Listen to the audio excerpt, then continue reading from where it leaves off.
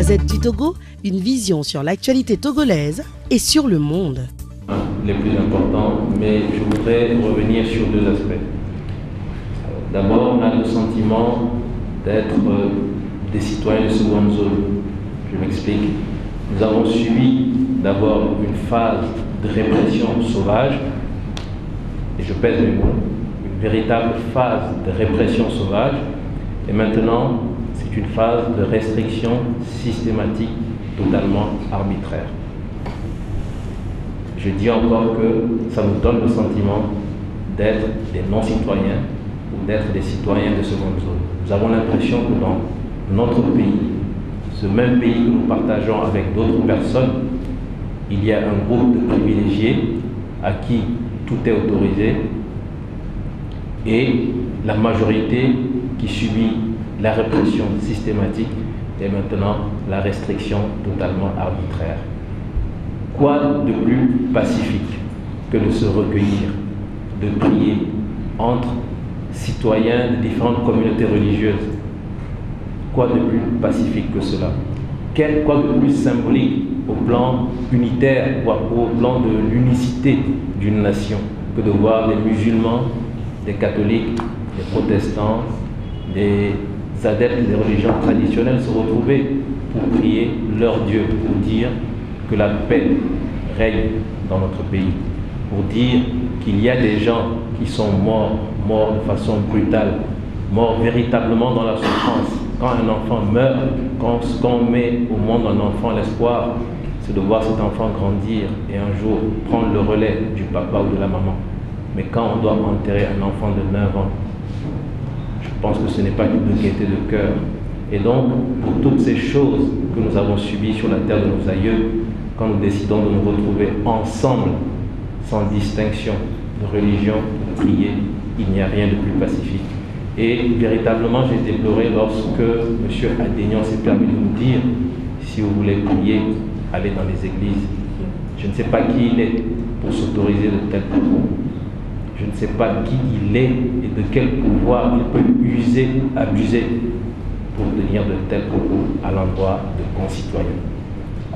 Je pense que beaucoup de personnes aujourd'hui qui sont au pouvoir doivent faire beaucoup attention. Le pouvoir, c'est vrai, on peut en user, mais lorsqu'on en abuse, la roue peut tourner et je vous assure que l'effet boomerang peut être pire que ce que vous-même vous aviez fait. Donc,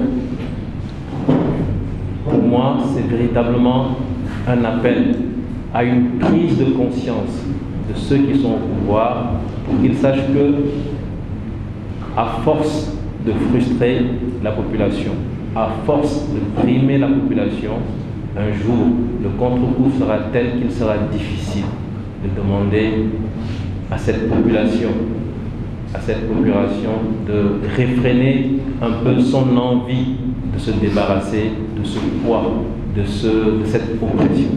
Et donc, l'autre élément que je voudrais ajouter, c'est au-delà même de la nation togolaise, je voudrais, si vous le permettez, me tourner un peu vers l'espace communautaire. Je crois que le peuple togolais est un peuple meurtri, un peuple qui a beaucoup subi, un peuple qui a déjà payé de très lourds sacrifices pour l'avènement d'un état de droit, pour l'avènement de la démocratie. Je ne vais pas vous rappeler les conditions dans lesquelles le président Faure est arrivé au pouvoir. J'étais en train de regarder le protocole sur la démocratie et la bonne gouvernance, le protocole additionnel de la CEDEAO, qui a été pris en 2001. Et je rappelle que le président Faure, aujourd'hui, c'est le président en exercice de la CEDEAO.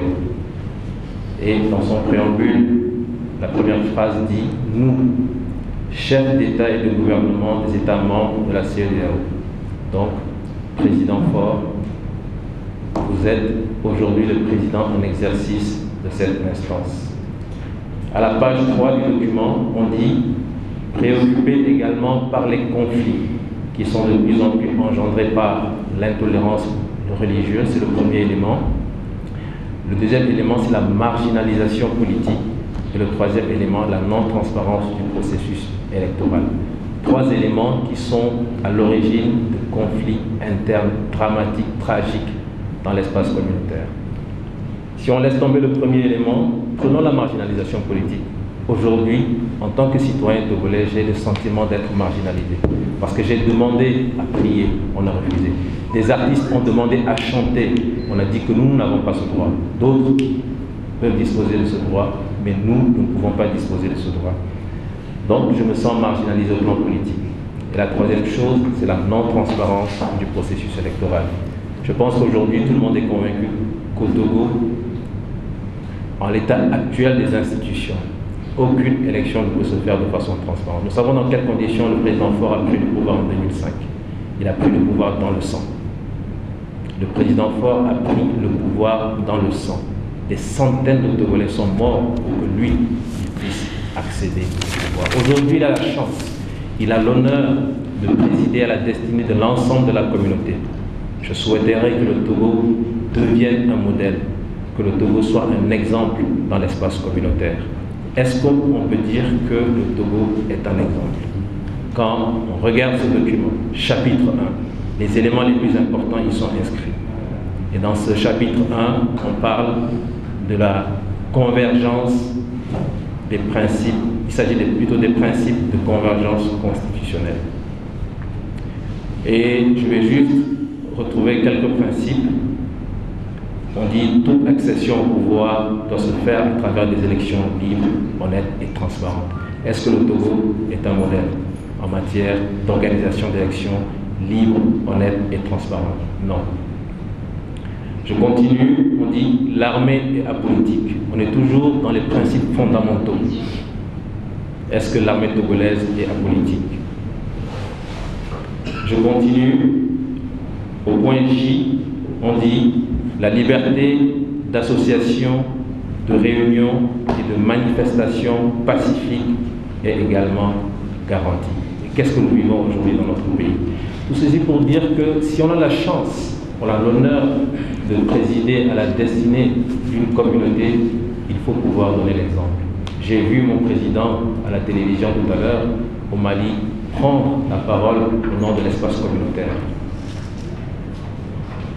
Normalement, je devrais me sentir fier, honoré en tant que Togolais, de savoir que c'est mon président qui s'adresse à l'ensemble de la communauté et qui parle de choses qui concernent les citoyens de cet espace communautaire.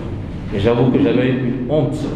J'avais honte de l'entendre parler des citoyens maliens pour lesquels il fallait prendre en compte leurs préoccupations, etc., etc. Il s'est adressé aux citoyens maliens d'une manière, franchement, qui m'a laissé perplexe. Mais pourquoi est-ce qu'il ne peut pas s'adresser à nous, Togolais, de la même façon? Pourquoi est-ce qu'il ne nous dit pas, Togolais, citoyens togolais, à partir de maintenant, le pouvoir va prendre en compte toutes tes préoccupations? Pourquoi est-ce que le président Faure n'est pas en mesure de le faire? Donc, ce sont des questions que je me pose et je voudrais tout simplement dire, pour finir, que aujourd'hui, l'institution communautaire doit se sentir doublement ou triplement concernée par ce qui se passe au Togo. En 2005, s'il y a eu des centaines de morts, la CEDEAO a une lourde part de responsabilité. Puisqu'en 2005, lorsque le ministre Boko a estimé que les conditions d'une élection pacifique n'étaient pas réunies, il a demandé de surseoir au processus et d'attendre, de refaire les choses autrement avant d'aller aux élections. Nous avons vu ce que la CEDEAO a orchestré au Togo et nous en avons vu les résultats. Il n'y a jamais eu de mea culpa de la part de cette institution. Cette institution est responsable, je pèse mes mots, la CEDEAO est responsable de la mort de centaines de Togolais, pour ne pas dire de milliers de Togolais. Et aujourd'hui, en 2017, il faudrait que cette institution fasse attention, qu'elle prenne ses responsabilités pour que la personne qui a été nommée à la tête de cette institution n'entraîne pas cette institution dans le gouffre. Il faut que, au Togo, l'état de droit soit véritablement mis en place. Il faudrait que les principes démocratiques ne soient plus foulés du pied, parce qu'aujourd'hui, les principes démocratiques sont vraiment foulés du pied par la personne qui dirige la communauté. Je voulais le dire, le partager avec vous et j'espère vraiment que la CEDEAO fera de son mieux pour que cette fois-ci le sang des citoyens togolais ne soit plus versé. Merci. La Gazette du Togo, une vision sur l'actualité togolaise et sur le monde. Rejoignez-nous sur le www.lagazettedutogo.com ou sur nos comptes Facebook, Twitter et YouTube. Pour tout contact, écrivez à contact@lagazettedutogo.com ou appelez le 92 80 88 53. La Gazette du Togo, c'est l'information en continu.